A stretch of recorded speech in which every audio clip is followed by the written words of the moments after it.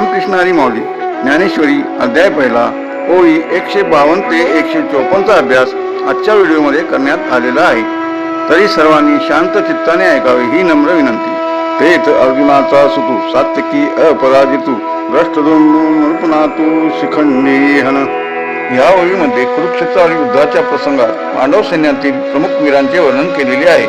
त्या ठिकाणी अर्जुनाचा पुत्र अभिमन्यू कधीही पराभूत न होणारा सात्यकी राजांचा रक्षक असा धृष्टद्युम्न आणि शिखंडी हे सर्व वीर उभे होते. आता आपण प्रमुख शब्दार्थ पाहू.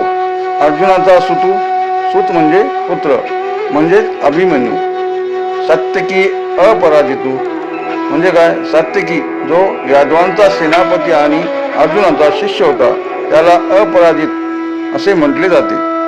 धृष्टद्युम्न म्हणजे काय?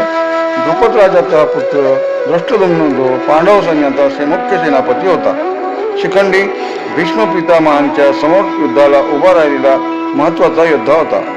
या ओव्यामधून ज्ञानेश्वर महाराज युद्धाच्या प्रारंभी पांडव पक्षाची शक्ती आणि त्यातील महारथींची नावे स्पष्ट करत आहेत. विराटादीन रपोर जय सैनिक मुख्य वीर तिही नाना शंख निरंतर स्फुरिले. जेव्हा दोन्ही सैन्य दले समोरासमोर उभी टाकली तेव्हा पांडव पक्षातील वीरांनी केलेल्या शंखनादाचे वर्णन येथे आहे. थोडक्यात सांगायचे झाले तर या ओळीमध्ये ज्ञानेश्वर महाराज सांगतात की अर्जुन आणि कृष्ण यांच्या शंखनादानंतर विराट राजा आणि इतर प्रमुख सेनापतींनी आपापले शंख वाजून मोठा नाद केला. हा नाद इतका प्रचंड होता की त्याने आकाश दुमदुमून गेले.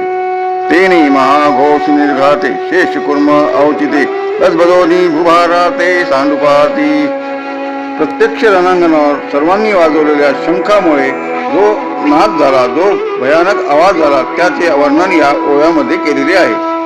जेव्हा अर्जुनाने देवदत्त आणि कृष्णाने 5 जन्य शंख फुंकला तेव्हा जो आवाज झाला तो इतका भयानक होता की त्याचे पडसाद तिन्ही लोकांमध्ये उमटले. ज्ञानेश्वर महाराज येथे अतिशयोक्ती अलंकाराचा वापर करून त्या आवाजाची तीव्रता सांगतात. पुराण कथेनुसार पृथ्वीचा भार शेषनागाने आपल्या फण्यावर घेतलेला आहे आणि कुर्माने आपल्या पाठीवर धरलेला आहे. पण या शंखाच्या आवाजाने हे दोघेही डगमगले.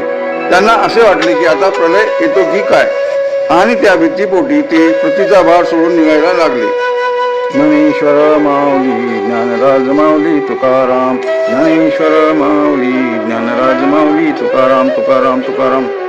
बोला पुंडलिक वरदेहार विठ्ठल श्री गुरु ज्ञानदेव तुकाराम. पंढरीनाथ महाराज की जय. माऊली ज्ञानेश्वर महाराज की जय.